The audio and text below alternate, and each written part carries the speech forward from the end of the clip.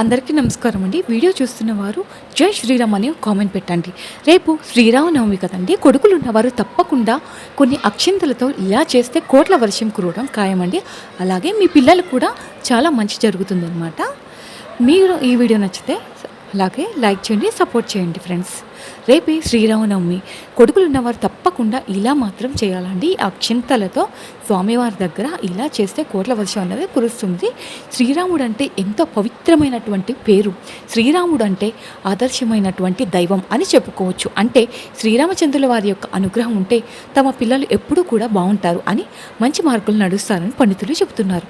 అంతేకాదు ఆడవారు అయితే తమ భర్త శ్రీరామచంద్రులా ఉండాలి అని, అలాగే పిల్లలు ఉండాలని కోరుకుంటూ ఉంటారు. శ్రీరామచంద్రుడి పరిపాలన ఉండాలని కోరుకుంటారు.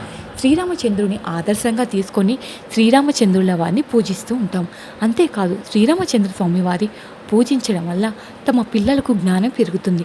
సాక్షాత్తు మహావిష్ణువు శ్రీరామచంద్రుల వారి యొక్క రూపంలో జన్మించిన తర్వాత మనిషి జీవితం ఎలా ఉండాలి అని తన మౌనంతో, తన తెలివితేటలతో, తమ పరిపాలనతో నిరూపించారు. అయితే రామచంద్రుల వారి పూజించిన వారికి ఖచ్చితంగా ఇంట్లో పిల్లలు అద్భుతంగా ఉంటారు. తమ పిల్లల లక్షణం, గుణగణం అన్నీ బాగుంటాయి. నడవడిక అన్ని విధాలుగా బాగుంటాయి.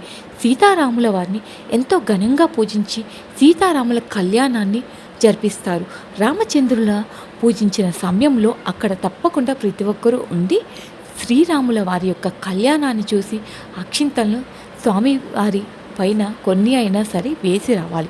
అయితే ఆ కొన్ని అక్షింతలను కూడా ఇంట్లోకి తెచ్చుకొని వాటితో మీ పిల్లలకి ఇలా చేస్తే కనుక మీ పిల్లల బుద్ధి, బలం, స్థానం కూడా బాగుంటుంది. మరి కొడుకులు ఉన్నవారు అక్షింతలతో ఎలాంటి పరిహారం చేయాలో ఇప్పుడు ఈ వీడియోలో వివరంగా తెలుసుకుందామండి. శ్రీరామనవమి అంటే ఎంత పవిత్రమైనదో అందరికీ తెలుసు. ఆ పేరులోనే మనకు తెలియనటువంటి శ్రీరామనవమి రోజున ఉదయాన్నే నిద్రలేచి ఇల్లు వాకిలి శుభ్రం చేసుకుని వాకిట్లో ముగ్గులను పెట్టి ఇంటి గుమ్మానికి తోరణాలు కట్టి ఆ రోజున ఆడవారు ఇంట్లో ధూపాన్ని తప్పకుండా వేసి స్నానాచారాలను పూర్తయిన తర్వాత ముఖ్యంగా స్నానం చేసే నీటిలో కొన్ని తులసాకులు వేసుకొని స్నానాలు పూర్తి చేసుకొని ఆ తర్వాత ఎరుపు రంగు దుస్తులను ధరించండి. ఆ తర్వాత ఇంటి పూజ గదిని శుభ్రం చేసి పూజ గదిలో దీప నైవేద్యాలు సమర్పించి, ముఖ్యంగా శ్రీరామచంద్రుల వారికి చెలిమిడి వడపప్పు అంటే చాలా ఇష్టం కనుక వడపప్పు పైన పానకంలో కొన్ని తులసి దళాలను వేయాలి. లేదా స్వామివారికి ఏ రకమైనటువంటి నైవేద్యాన్ని సమర్పించినా తప్పకుండా తులసి దళాలు వేయాలి. అంతేకాకుండా స్వామివారికి తులసి మాలను కూడా వేయాలి.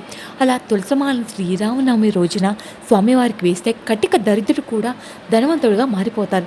స్వామివారి యొక్క అనుగ్రహంతో జీవితంలో కష్టాలన్నీ తొలగిపోతాయి. ముఖ్యంగా ఎవరైనా సమస్యలు ఎదుర్కొంటున్నారో లేదా తమ పిల్లలు చెప్పిన మాట వినకపోవడం, మంచి మార్గంలో లేకపోవడం, చదవకపోవడం, ఇలా ఏ సమస్యకైనా చక్కటి పరిష్కారం 5 దీపాలు వెలిగించాలి. అయితే శ్రీరామనవమి రోజున 5 దీపాలు ఎక్కడెక్కడ వెలిగించాలి అంటే తులసికోట దగ్గర ఒకటి, ఇంటి గుమ్మానికి ఇరువైపులా కూడా దీపాలను తప్పకుండా వెలిగించాలి. లేదా ఉత్తర దిక్కున, ఈశాన్య దిక్కును కూడా దీపాలను వెలిగించవచ్చు.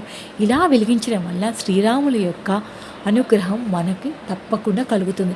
ముఖ్యంగా శ్రీరామనవమి రోజున జై శ్రీరామ్ అని ఇంటి ప్రధాన ద్వారానికి ఉన్నటువంటి తలుపులపైన గంధంతో రాయాలి. ఇలా రాస్తే లక్ష్మీదేవి అనుగ్రహంతో పాటు శ్రీరాముల వారి యొక్క అనుగ్రహం కూడా తప్పకుండా లభిస్తుంది. ముఖ్యంగా కొడుకులు ఉన్నవారు స్వామివారి యొక్క కళ్యాణ అక్షింతలను తీసుకొని వచ్చి ఏం చేయాలి ఇప్పుడు మనం ఈ వీడియోలో తెలుసుకుందామని. వీడియోని స్కిప్ చేయకుండా చివరి వరకు చూడండి. శాస్త్రీయంగా అయితే అక్షింతలు కలిపేటప్పుడు బియ్యం విరగకుండా ఉండాలి. అందులో అక్షింతలు బియ్యం విరగకుండా మెత్తగా కలుపుకోవాలి. జాగ్రత్తగా కలుపుకోవాల్సి ఉంటుంది. అందులోనే కొద్దిగా పచ్చకర్పూరం కూడా వేసి కలిపి అక్షింతలు తయారు చేయాలి. ఇలా ఎంతో నియమంగా శాస్త్రీయంగా తయారు చేసినటువంటి అక్షింతలతో చేసినటువంటి పూజ అనేది మంచి ఫలితాన్ని తెచ్చిపెడుతుంది. కొడుకులు ఉన్నటువంటి వారు శ్రీరామనవమి రోజున రామాయణం కానీ, మహాభారతం కానీ మీ దగ్గర బుక్ ఏదైనా ఉంటే కనుక దాన్ని చదవడానికి ప్రయత్నించండి.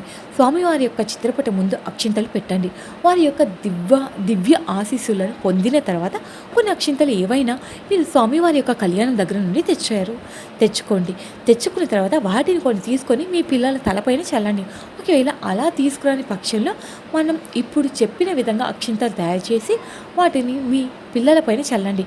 జై శ్రీరామ్ అనుకుంటూ ఇలా ఎవరైనా శ్రీరామనవమి రోజున కొడుకులు ఉన్నవారు లేదా స్వామి కళ్యాణంలో లేదా కళ్యాణంలో ఇబ్బందులు పడుతున్నవారు చాలామంది వివాహాది శుభకార్యాలు కాక బాధపడుతున్నారు. అలాగే ఎదిగే పిల్లలు, చదువుకునే పిల్లలు, కాలేజీ పిల్లలు ఇలా